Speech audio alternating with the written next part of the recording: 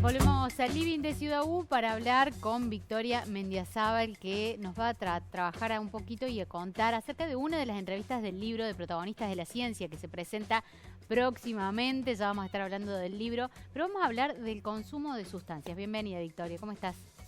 Bien, gracias por la invitación. Bueno. Contenta de estar acá. Bueno, hablando de consumo de sustancias, lo dejé como punto suspensivo porque es un tema muy específico el que hablas vos y es la diferencia que hay o la perspectiva de género que hay en el consumo de sustancias. ¿A qué nos referimos cuando hablamos de perspectiva de género en el consumo? Bueno, en realidad nos referimos a muchas cosas, ¿no? Yo te diría que dos grandes cosas. Por un lado, las diferencias que podríamos llamar biológicas que hay entre varones y mujeres, que también las podemos ver en animales de experimentación y que es algo que durante muchísimo tiempo no se tenía en cuenta porque todos los experimentos se hacían en animales macho, asumiendo que éramos iguales, ¿no? ¿Eso se sigue haciendo ahora o en su mayoría? Eso se sigue haciendo, sí, lamentablemente, cada vez un poco menos, pero se sigue haciendo y de hecho hay distintas políticas que desarrollan los organismos de investigación justamente para, no solamente en el campo de las drogas, sino también en otras cuestiones de la ciencia, incorporar al género como una variable de investigación. Porque no da igual que sea un animal macho o un animal hembra, o en el caso de las personas, mujeres o hombres. No da igual. Entonces, como te decía, es por un lado lo biológico y por otro lado lo cultural, ¿no? Y por eso ahí viene la cuestión de género.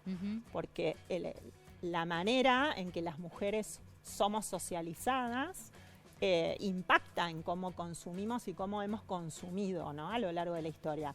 Podemos decir que ahora está como igualado el consumo, ¿no? No hay esto que en otro tiempo se llamaba el efecto protector, es decir, las mujeres no consumían. Consumíamos menos y sobre todo consumíamos menos cuando se trataba de pasar un límite y consumir drogas ilegales, ¿no? Entonces, eso todavía hoy se sigue observando. Cuando uno ve los estudios de consumos de varones y mujeres, uno ve que en las drogas ilegales todavía hay bastantes diferencias entre varones y mujeres, pero ¿qué pasa cuando hablamos de tabaco o alcohol? Claro. Está totalmente igual, y te diría, quizás no en las mujeres más grandes, pero sí en adolescentes y jóvenes.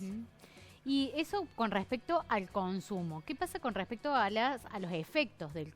¿También hay una diferencia entre el efecto que le causa a una mujer consumir drogas que a un hombre? Sí, hay diferencias. Y bueno, por suerte, el hecho de empezar a estudiar esas diferencias nos empezó a dar información acerca de cuáles son esas diferencias, ¿no? Porque no solamente hay diferencias en cuanto a la cantidad que consumimos, sino que, por ejemplo, a igual cantidad en las mujeres, por una cuestión quizás de peso, de proporción de grasa corporal, tiene un efecto mayor una misma dosis. Por ejemplo, hablando de éxtasis o alguna otra Hablando droga, de alcohol. De alcohol directamente también, ¿no? En el caso del éxtasis, que es algo que está en la entrevista del libro, es un caso muy particular porque bueno, salió a la luz a raíz de un episodio en donde murieron más mujeres que varones frente a una partida que estaba adulterada en cuanto a la cantidad que tenía de éxtasis, ¿no? Y eso, porque justo tocas el tema de lo que son las muertes, la mortalidad también afecta en diferencia, también en el alcohol o en las drogas legales, hay más muertes de mujeres que de hombres.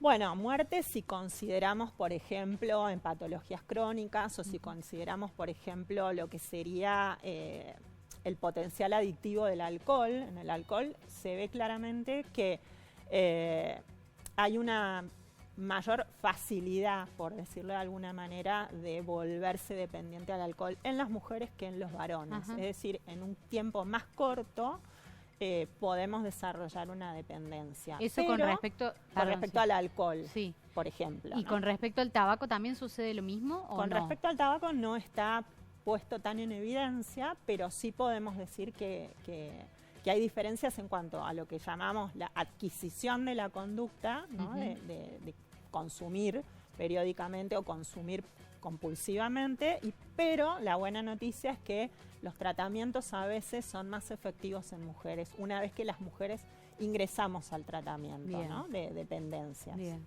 Y por ejemplo, recién mencionabas vos, que nos llamó también la atención, esta idea de que en los laboratorios se estudia solamente se estudiaba solamente en animales machos. ¿Y qué pasó o cuál es la novedad o cómo se empezaron a ver los estudios en la incorporación de los animales hembra también? ¿Hubo modificaciones? ¿Los estudios empezaron a hacerse de otra manera?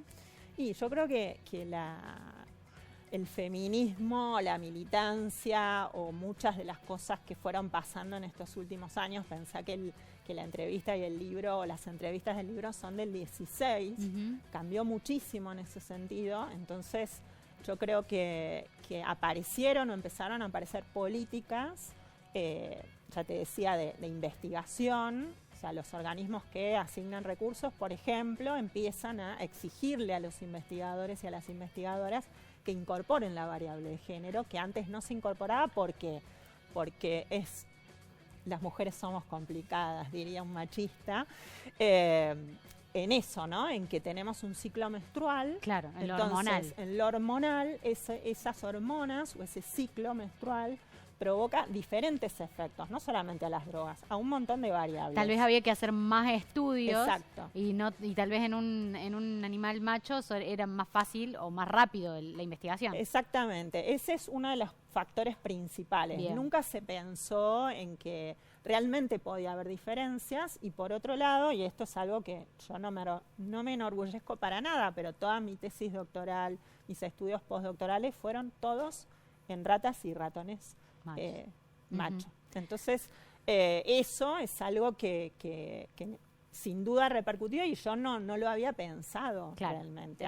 Estos tiempos nos van haciendo cambiar el modo de pensar. Estos tiempos nos hacen cambiar. Victoria, nos dejaste planteado algunas cositas de lo que va a haber en el libro Protagonistas de la Ciencia. La presentación es mañana, martes 13, finalmente. Si querés hacer la invitación para que estemos todos así. Bueno, mañana los esperamos a partir de las 19 en el Bro Bar, en el barrio Güemes, donde vamos a estar con los dos autores del libro, con Guillermo Goldes y con Pablo García, que van a estar presentando esta serie de entrevistas. Bueno, muchísimas gracias por compartir esto, y nosotros a ustedes los esperamos del otro lado para que se hagan presentes en la presentación del libro.